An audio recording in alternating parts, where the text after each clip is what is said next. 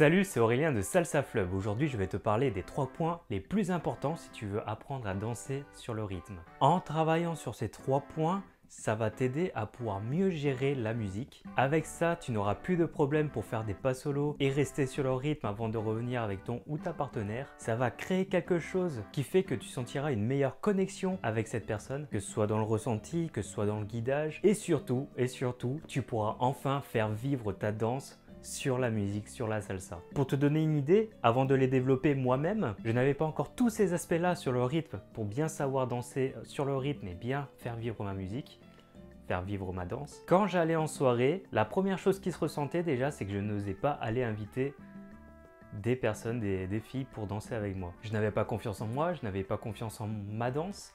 Et du coup, c'était compliqué d'aller aborder pour dire juste « tu veux danser avec moi ?» Et pourquoi ça? Parce que je me disais qu'on pouvait me critiquer sur le fait que je danse mal ou sur le fait que je ne danse pas en rythme. Ça m'aurait déchiré qu'on me refuse une danse. Et sur ce point-là, il n'y a eu aucun prof qui a su pouvoir m'aider sur ce problème-là. Alors bien sûr, entre parenthèses, j'ai eu d'excellents profs, merci à vous. Durant mes 2 premières années, vous m'avez aidé à comprendre comment guider, à connaître pas mal de passes et de techniques pour pouvoir les faire en soirée, à bien comprendre comment être connecté avec la personne en face pour bien danser. Mais il manquait cet élément-là, c'est le travail sur le rythme. Et du coup, j'ai travaillé seul sur ce point-là, sur la rythmique, pendant une bonne année pour trouver petit à petit des nouveaux éléments à chaque fois pour travailler là-dessus et afin d'avoir une meilleure compréhension sur la globalité du rythme. Et c'est comme ça que j'ai découvert ces 3 points fondamentaux. Et grâce à ces 3 points, aujourd'hui, je ne force plus du tout. C'est-à-dire que quand je vais en soirée, si je veux danser, j'invite à danser sans forcer, avec aisance. Il n'y a plus aucune peur à l'intérieur de moi pour aller inviter une personne, pour aller discuter avec une fille et pour pouvoir danser avec elle. Et par-dessus tout, la plupart du temps même, c'est l'inverse. C'est pas moi qui invite à danser, c'est les filles qui viennent vers moi pour inviter à danser. Et ça, c'est juste génial. Et avec le recul, aujourd'hui, je vois beaucoup de danseurs et de danseuses qui passent par ces problèmes-là. Ces danseurs et danseuses-là, tant qu'ils ne font pas un travail sur la rythmique, tant qu'elles ne prennent pas conscience de ce point-là, elles deviennent ce que j'appelle des machines à passes.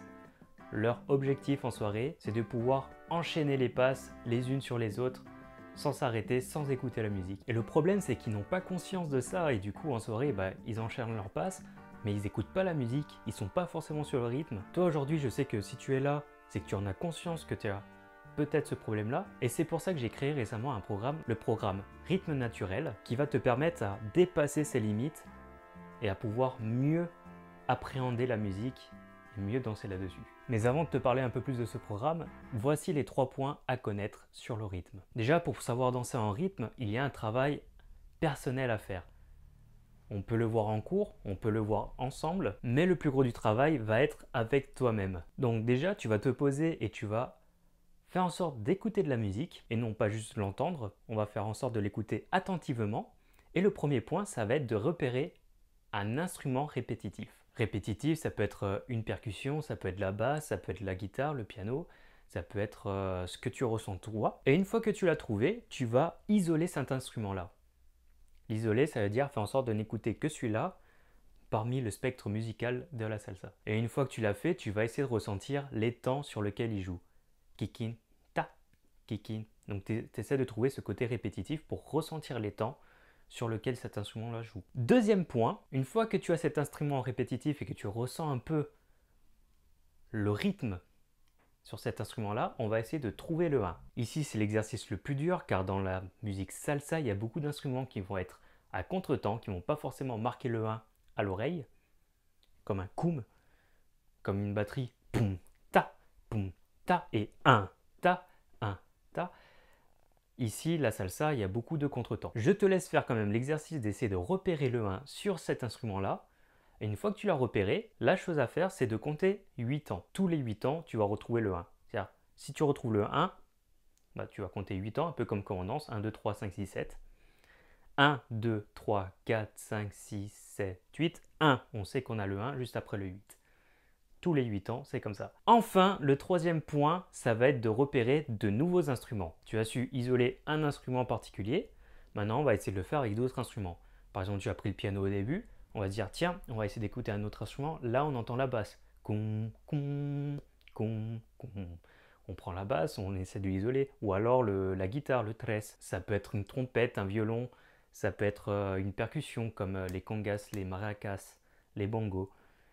Le but, c'est d'essayer de se concentrer sur un seul instrument à la fois, à la différence de écouter la musique dans sa globalité. Et tu verras qu'à force de faire cet exercice sur le long terme, quand tu vas écouter une musique ou quand tu vas danser en soirée, il y a certains instruments qui vont ressortir plus facilement à ton oreille. Tu vas dire « Ah, cet instrument, je l'entends bien, je sais où est le 1, je peux le marquer facilement dans ma danse. » C'est comme ça qu'on va travailler aussi dans mon programme. Et d'ailleurs, si tu veux une petite astuce sur les instruments à bien isoler avec ton oreille, voici les 3 principaux. Il y a la clave qui est à connaître, les congas et les cobelles. En vrai, si tu travailles sur ces 3 instruments-là, tu as fait 80% du chemin. Le programme Rythme Naturel, c'est un coaching en ligne pour apprendre à danser sur le rythme et vivre enfin sa danse sur la musique de manière naturelle. Le programme est axé sur 3 chapitres. Le premier chapitre, c'est sur la conscience du rythme dans la musique en général. Ici, le but, ça va être de pouvoir danser sur le rythme sur n'importe quelle musique, de comprendre comment chaque musique est travaillée, comment chaque musique vibre sur les temps. Le deuxième chapitre, ça va être un chapitre dédié à la salsa, parce qu'on est là pour danser à la salsa, c'est comment ressentir le rythme, donc avec ces 3 instruments que je t'ai parlé tout à l'heure, avec les exercices que je t'ai donnés aussi juste avant, et d'autres exercices bien sûr pratiques qui sont uniquement dans ce programme-là. Ici, le but est d'apprendre à connaître les instruments de la salsa qui font d'elle une musique riche en instruments, afin de pouvoir enfin danser sur le rythme sans se perdre. Le chapitre 3, ici on va aller plus loin en vivant sur la musique. Parce qu'une fois que tu sais danser sur le rythme, tu verras qu'on peut aller encore plus loin en prenant conscience des différents passages qu'il y a dans le salsa, en prenant conscience des breaks qui arrivent, et comment les marquer avec le corps, en prenant conscience des moments posés et des moments plutôt énergiques, et bien sûr d'autres passages différents tels que la rumba, la cintura, les orishas et bien plus. Ce programme, il est axé sur un suivi sur 6 mois. Pendant 6 mois, tous les mois, tu auras un stage pour travailler sur ces aspects-là de la salsa. Aussi, tu pourras me poser toutes les questions que tu veux. Tu auras accès aux réponses par mail ou par vidéo directement sur la plateforme. Et pour finir, tu auras aussi accès aux formations que j'ai créées auparavant et que je créerai par la suite, qui sont directement liées aux 3 chapitres, c'est-à-dire au rythme et à la musicalité. Sans oublier le coaching, le plus important, c'est que tu signes avec moi 6 heures de coaching en ligne via Skype, Zoom, tout ce que tu veux, pour travailler sur ton plus gros blocage et pouvoir mieux ressentir la musique au fur et à mesure. L'objectif de tous les exercices que je te donne, c'est de pouvoir enfin ne plus être la personne dans le coin de la soirée et attendre sans vraiment avoir d'espoir d'être invité pour pouvoir danser une salsa, mais plutôt devenir la personne avec qui on apprécie danser en soirée, avec qui on a toujours le sourire de pouvoir danser avec elle et qu'on a tendance à recommander à danser. Voilà, si tu souhaites en savoir plus maintenant sur ce programme-là, je te laisse checker le lien qui est dans la description. C'est le premier lien que j'ai mis. Et bien sûr, si tu souhaites continuer à recevoir des conseils, si tu veux me soutenir, si tu ne souhaites rien louper de ce que je fais, je t'invite bien sûr à t'abonner à cette chaîne YouTube, à cliquer sur j'aime, ça fait toujours plaisir. Ça fait plaisir aussi à l'algorithme de YouTube. Et puis c'est la fin de la vidéo, donc d'ici là on se rejoint pour une nouvelle vidéo.